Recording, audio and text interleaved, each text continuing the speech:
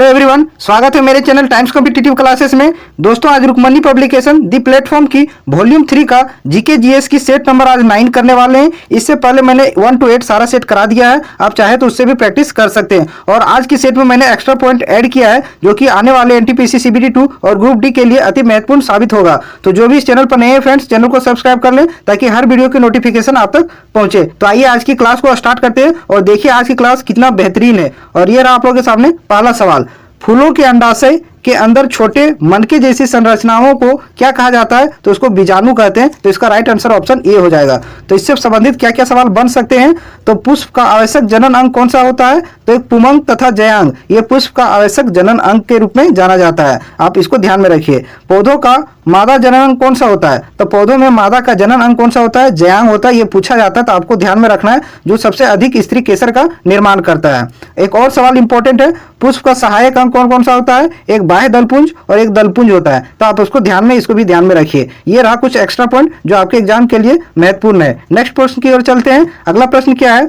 Computer के क्षेत्र में लिफो का पूर्ण रूप क्या है? तो आपको पता होगा लिफो का क्या होता है? Last in first out. तो आपको ध्यान में रखना है। एक होता है फीफो, कंप्यूटर के क्षेत्र में एक और पूछा जाता है फीफो। और फीफो मीन्स होता है first in first out. F से क्या हो गया? First in first out. तो आप इसको भी ध्यान में रख सकते हैं। तो ये पूछा जाता है इसलिए मैं बता देता हूं। तो लेन का अगर पूर्ण रूप पूछे तो लेन का क्या होता है? लोकल एरिया नेटवर्क, जो बार बार ये पूछा जाता है। और वेन का पूछ ले तो वेन का होता है वाइड एरिया नेटवर्क। और एलटीई मोबाइल में नेटवर्क के रूप में कार्य करता है, तो उसको बोलते हैं लॉन्ग टर्म इवोल्यूशन। नेक्स्ट प्रश्न, विभिन्न विद्युत सुरक्षा उपकरणों में से विद्युत धारा के तापीय प्रभाव पर आधारित उपकरण क्या कहलाता है? तो ये क्वेश्चन कहना यह चाह रहा है कि विद्युत सुरक्षा उपकरणों में जो उपकरण का इस्तेमाल किया जाता है उसको क्या कहते हैं? तो इसका राइट आंसर हो जाएगा फ्यूज। फ्यूज कहते हैं उसको। और फ्यूज किसका बना होता है? सीसा और टीन का मिश्र धातु होता है फ्यूज। ये एग्जाम में पूछा जाता है कि फ्यूज किसका मिश्र धातु होता है? तो सीसा और टीन का ये मिश्र धातु होता है। और फ्यूज की बात करें तो फ्यूज का प्रतिरोध उच्च होता है और गलनांक निम्न होता है। तो आप इसको भी ध्यान में रखिए। फ्यूज का प्रतिरोध उच्च होता है और गलनांक निम्न होता है। एक ये फुल फॉर्म बहुत इंपॉर्टेंट है, एमसीबी। तो एमसीबी का पूर्ण रूप क्या है? मिनिएचर सर्किट ब्रेकर एमसीबी का पूर्ण रूप है। नेक्स्ट प्रश्न की ओर चलते हैं। अगला प्रश्न देखिए, इनमें से कौन सी कंप्यूटर की एक विशेषता नहीं है? तो आपको पता होगा कि कंप्यूटर की विशेषता क्या क्या है। स्पीड ये काम करता है कंप्यूटर, तो ये करेक्ट है। एक्यूरेसी एकदम एक्यूरेट काम करता है, रॉन्ग वर्क नहीं करता है, तो ये भी सही है। और डाटा स्टोरेज करता है, ये भी करेक्ट है। तो ये तीनों सही है। और ऑप्शन ये क्या है? गलत है। ये कंप्यूटर की विशेषता नहीं है। इंटेलिजेंस क्वोशंट इसकी विशेषता नहीं है। इसमें कुछ एक्स्ट्रा प्रश्न नहीं बन पा रहे थे इसलिए मैं नहीं बता रहा हूं।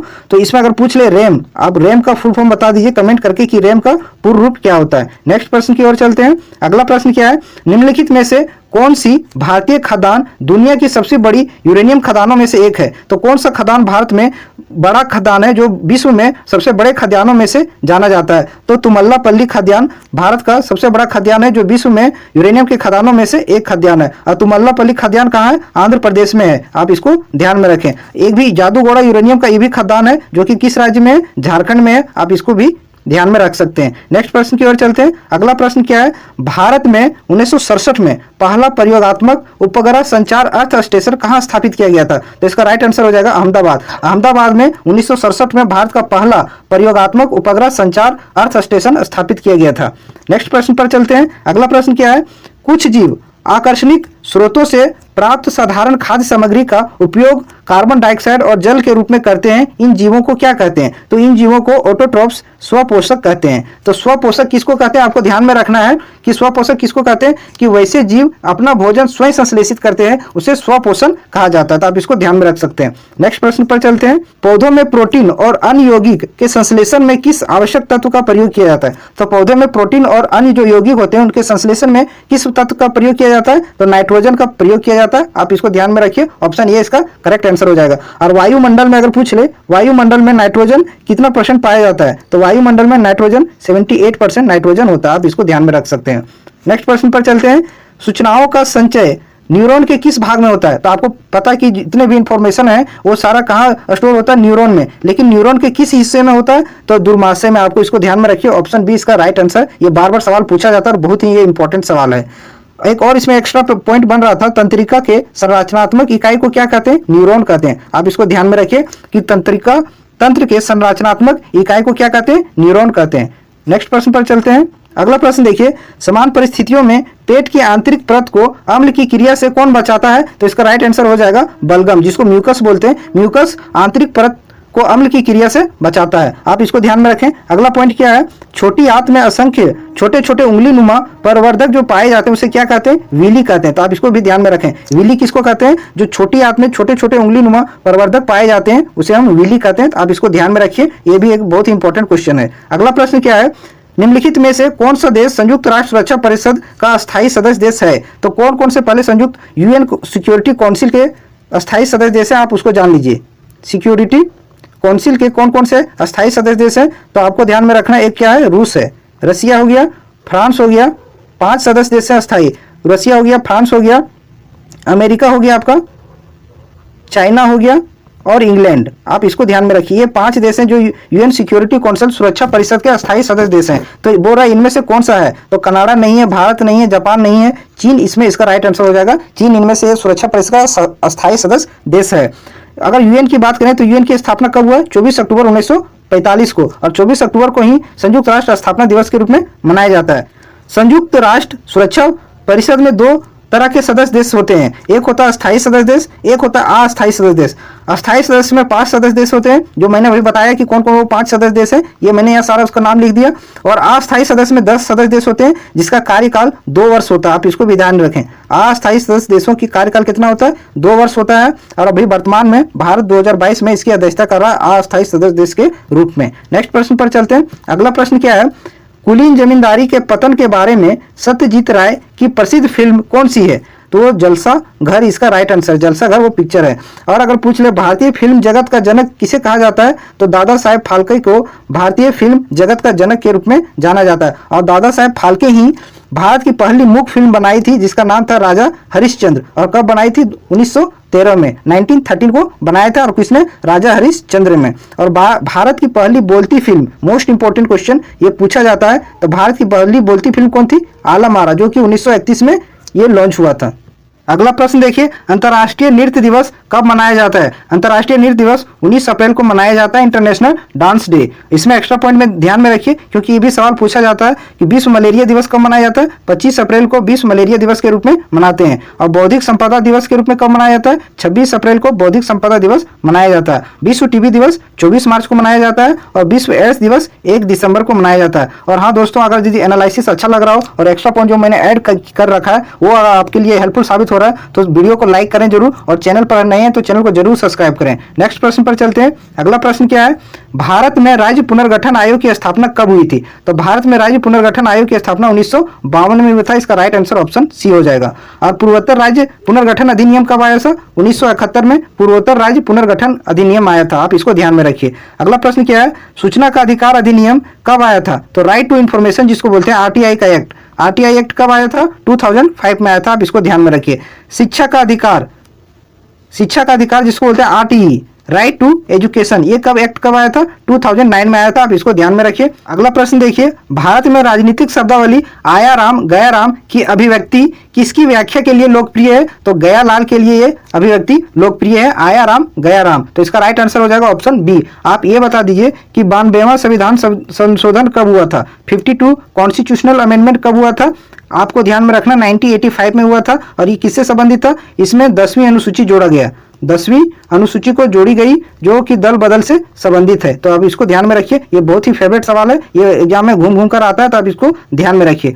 अगला प्रश्न देखिए, एक अलग आंध्र के लिए हुए आंदोलन को क्या कहा जाता है? तो एक अलग आंध्र के लिए हुए आंदोलन को विशाल आंध्र कहा जाता है। और इसी के तहत 1953 में 1953 में आंध्र प्रदेश का गठन हुआ। आंध्र प्रदेश एक अलग राज्य के रूप में उभरा और आंध्र प्रदेश से टूटकर 2 जून, आपको ध्यान में रखना है, 2 जून 2014 को तेलंगाना एक अलग राज्य बन गया। तेलंगाना एक अलग राज्य के रूप में ये भी टूट के किससे बना? आंध्र प्रदेश से टूट के बना। अगला प्रश्न देखिए, 1913 में साहित्य के लिए नोबेल पुरस्कार प्राप्त करने वाले पहले भारतीय का नाम क्या था? तो रविंद्रनाथ टैगोर को 1913 में साहित्य का नोबेल पुरस्कार दिया गया था। और कौन से साहित्य के लिए दिया गया था? तो आप इसको भी ध्यान में रखिए, गीतांजलि के लिए रविंद्रनाथ टैगोर को 1913 में साहित्य का नोबेल पुरस्कार दिया गया था। आप इसको ध्यान में रखिए। एक्स्ट्रा पॉइंट में देखिए, साहित्य के लिए नोबेल पुरस्कार पाने वाले एशिया के पहले व्यक्ति कौन थे? तो रविंद्रनाथ टैगोर ही एशिया के पहले व्यक्ति थे जो साहित्य के लिए नोबेल पुरस्कार दिया गया था। हरगोविंद खुराना चिकित्सा के क्षेत्र में नोबेल पुरस्कार कब दिया गया था?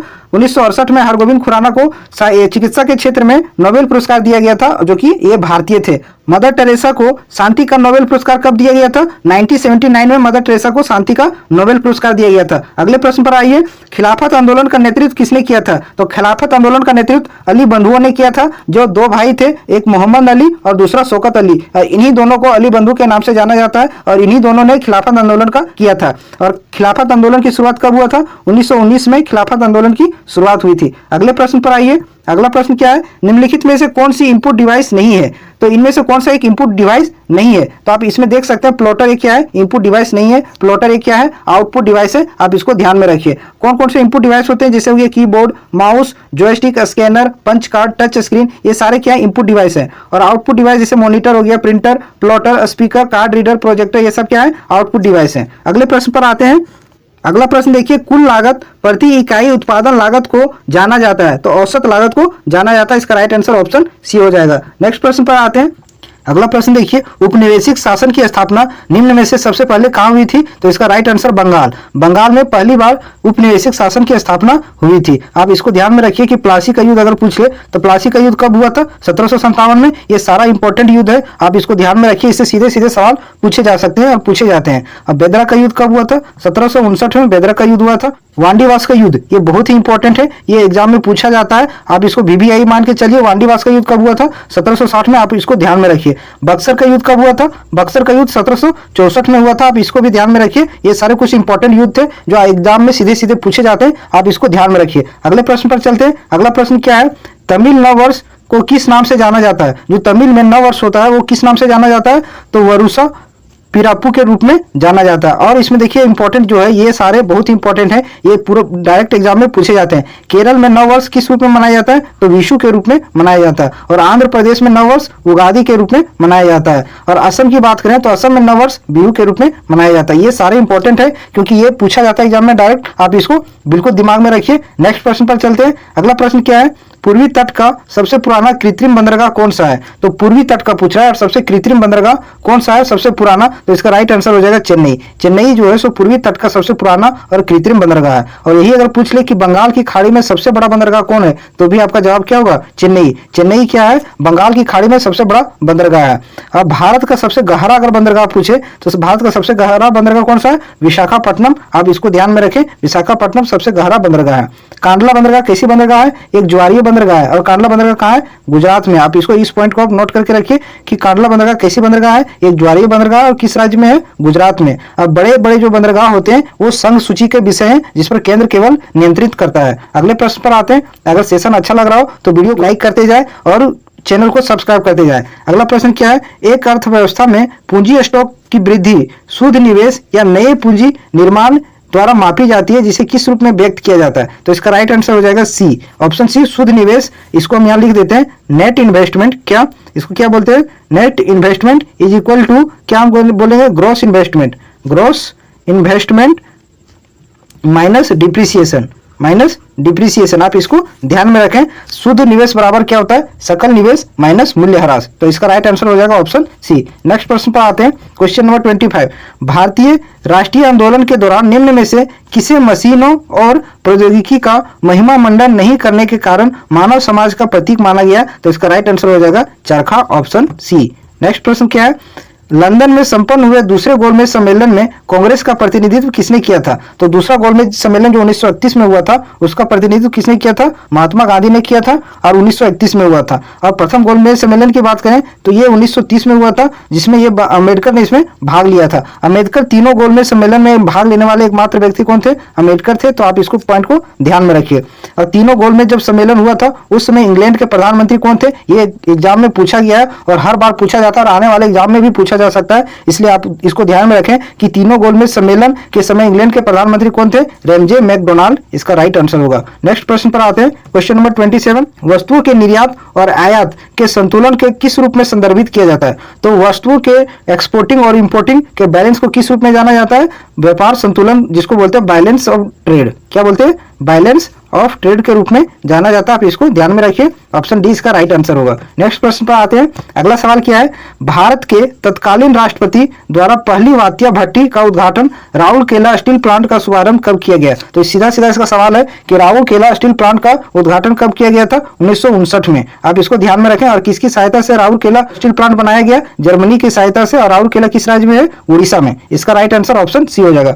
भिलाई की बात करें तो भिलाई कहाँ है? छत्तीसगढ़ में है और ये रूस की सहायता से बनाया गया। भिलाई स्टील प्लांट किसकी सहायता से? रूस की सहायता से और छत्तीसगढ़ में है। और दुर्गापुर पश्चिम बंगाल में है और ये ब्रिटेन की सहायता से बनाया गया। आप इसको भी ध्यान में रखिए। और भारत में पहला इस्पात कारखाना लगाने का प्रयास कहाँ किया गया था? कुल्टी में। ये आपको ध्यान में रखिए, डायरेक्ट सवाल पूछा जाता है कि भारत में पहला इस्पात कारखाना कहाँ लगाया गया था? कुल्टी में। तो इसका राइट आंसर ऑप्शन सी हो जाएगा 28 नंबर क्वेश्चन का।